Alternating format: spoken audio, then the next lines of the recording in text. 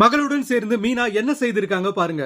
90s நடிகை மீனாவுக்கு இப்ப 49 வயசானதால அம்மா அக்கா கேரக்டர்கள்ல நடிச்சிட்டு இருக்காங்க. அந்த வகையில தமிழ், தெலுங்கு, மலையாளம், கன்னடம்னு பல மொழிகள்ல படங்கள்லயும் ரியாலிட்டி ஷோக்கள்லயும் பிஸியா இருக்காங்க.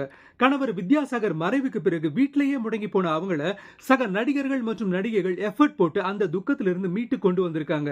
இதன் காரணமா மகள் நைனிகாவோட பல்வேறு நிகழ்ச்சிகளுக்கும் அட்டெண்டன்ஸ் போடுறாங்க.